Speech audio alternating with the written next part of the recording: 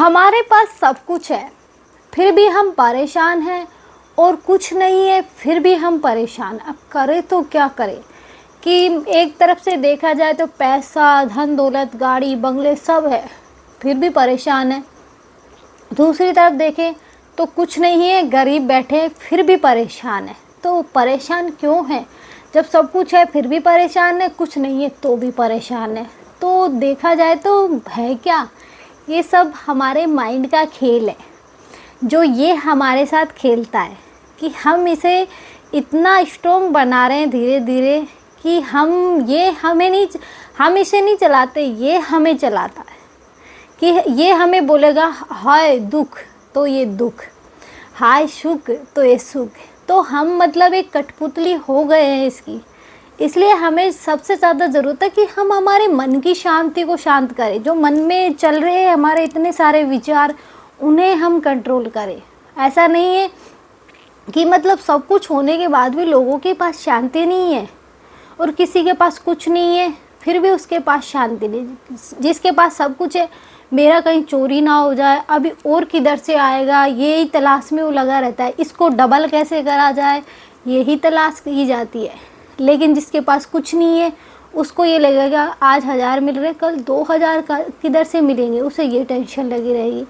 तो हर कोई परेशान है इस ज़िंदगी में, किसी के पास शांति नहीं है। हाँ, जिसके पास शांति है, जो शांत है, जिसका माइंड शांत है, उसके माइंड खुद के बस में है, उसके पास शांति है। चाहे रोड पे बैठा हुआ आदमी क्यों ना हो, कि वो भीख मांग रहा है, लेकिन फिर भी अगर वो उसका माइंड उसके बस में है तो वो शांत है, वो सब्र करेगा उस चीज़ में।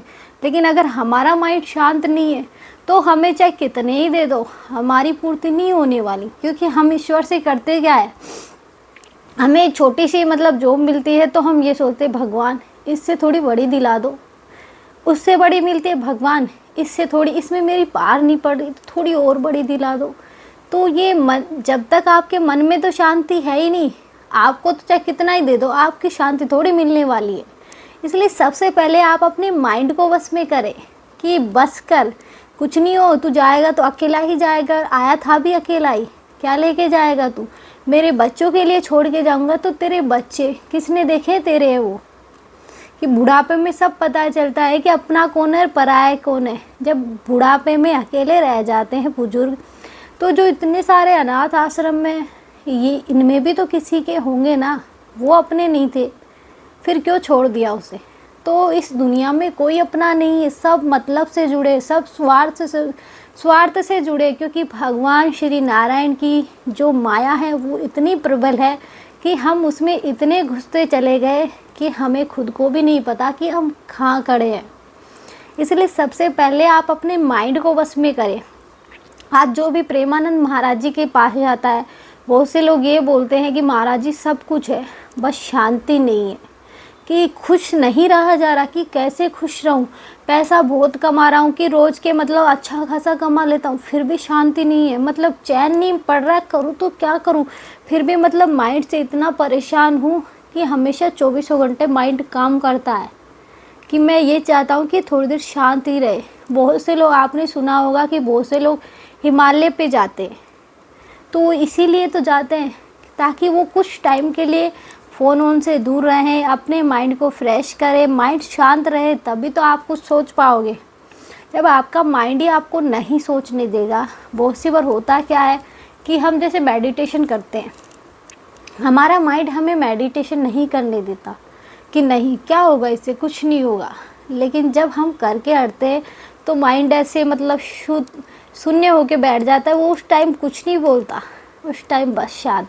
नहीं तो हमारे माइंड में कुछ ना कुछ खिचड़ी पकती रहती है, और नहीं तो जो पिछले हमारे साथ कर दिए कांड वो चलेंगे कि इसने मेरे साथ ये किया, उसने मेरे साथ ये किया, ये सब चलता रहेगा। इसलिए सबसे पहले आप शांति से आराम से बैठो, सोचो कि मुझे अभी फ़िलहाल ज़रूरत किसकी है। जब मेरे पास सब कुछ है तो मैं थोड़ा सा शांति से आराम से बैठ के आँखें बंद करके मेडिटेशन करूं, जिससे मुझे मतलब हाई पैसा से कुछ नहीं होने वाला। जितना भागोगे उतना ही ये तुम्हारे आगे आगे भागे जाएगा, तुम भागे जाओ, इसका कोई ओर नहीं है। क्योंकि ये माया है भगवान की। जितना लिप्त होगे उतना ही भगवान से तुम दूर होते चले जाओगे। क्या करोगे इनका?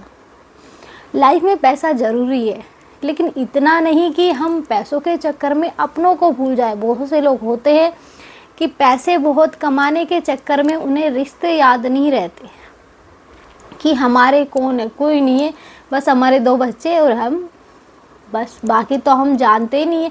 20-25 साल हो गई, पता ही नहीं कौन कौन थे। तो ऐसा होता है हर किसी के साथ। जिसके पास पैसा आ जाता है उसके पास ऐसी ही लाइफ हो जाती है कि उसे हर टाइम पैसा ही दिखता है कि किधर से कमाया जाए, शांति नहीं है।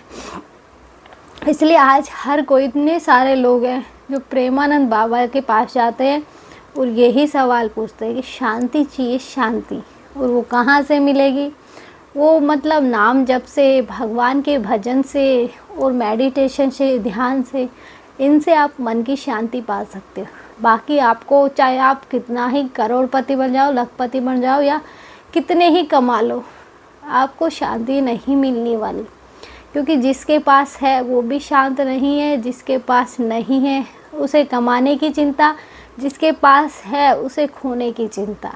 तो ये चिंताएं लगी रहेंगी। इसलिए शांति से थोड़ा सा रिलैक्स करो कि कोई नहीं, इतना कमाया है, खा लेंगे। 2-4 दिन नहीं कमाएंगे तो कौन सा पहाड़ टूट पड़ेगा। इसलिए शांति से ये मत सोचो अभी मेरी उम्र है कमाने की, अभी मैं कमाऊंगा। अगर तुम अभी से मतलब इतने लिप्त हो गए इस चीज़ में तो आगे जाके तुम्हें ही परेशानियां होने वाली है। पैसे तो तुम बहुत कमा लोगे, लेकिन ये शांति ये कहाँ से लाओगे? हर चीज़ पैसों से नहीं मिलती। हर चीज़ मतलब भगवान भी तो है। तुम जितना पैसों के पास जाओगे भगवान से दूर होते चले जाओ। भगवान क्या, फिर तुम ये बोलो कुछ नहीं, भगवान कुछ नहीं होता, बकवास है सब।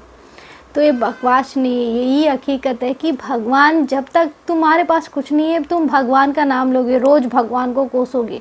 भगवान आपने मुझे ये नहीं दिया, भगवान आपने मुझे इस घर में क्यों पैदा किया, आपने मुझे ऐसा क्यों दिया। अगर जीवन देना ही है तो किसी बड़े घर में देते। जब आपने कर्म ही ऐसे किए हैं तो जीवन तो ऐसा ही मिलेगा। फिर आप बड़े घर की कैसे उम्मीद कर सकते हो? इसलिए मतलब सबसे पहले आपको ज़रूरत है मेडिटेशन की, भगवान के भजन की, नाम जप की। इनसे आपको शांति मिलेगी, सुख मिलेगा एक। क्योंकि इन चीज़ों में एक अलग ही फीलिंग्स आती है। जब हम पूजा करके हटते हैं तो एक मज़ा सा आता है कि वाह क्या पूजा की, तो ऐसे लगता है। इसलिए मतलब थोड़ा टाइम निकाल के हमें इन चीज़ों पे भी ध्यान देना चाहिए। जब जाके हमारे मन की शांति मिलेगी तब जाके हमें सब कुछ मिलेगा। देखा जाए तो भगवान बुद्ध क्या नहीं था उनके पास, वो तो राजा थे। उन्होंने सब कुछ छोड़ दिया, ध्यान किया, क्योंकि उन्हें मतलब कहीं शांति नहीं मिली। फिर वो एक जगह बैठ गए आराम से, फिर उन्होंने ध्यान किया, जब जाके उनको अंदर ही शांति मिल गई कि मैं जिसे बाहर ढूंढ रहा था वो तो मेरे अंदर ही है। बाकी बाद में देखा जाए तो भगवान बुद्ध कैसे भगवान बने कि लोगों ने उन्हें फिर भी मतलब किसी ने कुछ ताने दिए तो किसी ने कुछ ताने दिए, लेकिन भगवान बुद्ध ने ये बोला कि जब मैं इन्हें ग्रहण ही नहीं करूँगा तो ये मेरे को क्यों लगेंगे, ये वापस तुम्हें ही लगेंगे। मुझे कोई फ़र्क नहीं पड़ रहा इनसे। क्योंकि वो मतलब जब सामने वाला सुना रहा है तो वो ओनली मुस्कुराते थे, कुछ नहीं बोलते थे। तब वो सामने वाला पूछे कि मैंने इतना बोला आपको गुस्सा नहीं आया, कि नहीं, जब मैंने इन चीज़ों को ग्रहण नहीं किया है तो मुझे बुरा क्यों लगेगा। वो होता है ना कि जब सामने वाला ग्रहण नहीं कर रहा तो ये उल्टी तुम पे ही आके लगेंगी। इसलिए तुम भी ऐसा कोशिश करो कि कोई तुमसे बोल रहा है तो तुम मत सुनो, हंसो और निकलो।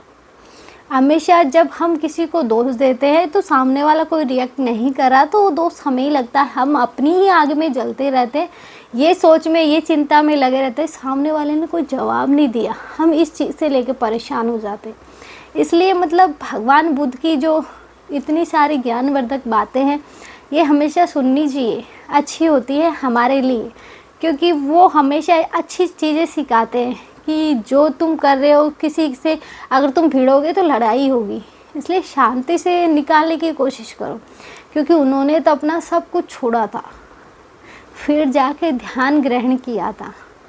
इसलिए इतना आसान नहीं है, क्योंकि वो तो भगवान बुद्ध थे, हम तो इंसान हैं। लेकिन फिर भी हम ध्यान थोड़ा बहुत तो लगा ही सकते हैं, कोशिश कर सकते हैं ध्यान लगाने की, लेकिन हमारा मन हमें नहीं करने देगा कोशिश। इसलिए मन को पहले बस में करो, जब जाके तुम आगे कोशिश कर सकते हो, अन्यथा तुम्हारा और मेरा कुछ नहीं हो सकता। इसलिए आज के लिए इतना ही। जय श्री राम। मिलते हैं नेक्स्ट वीडियो।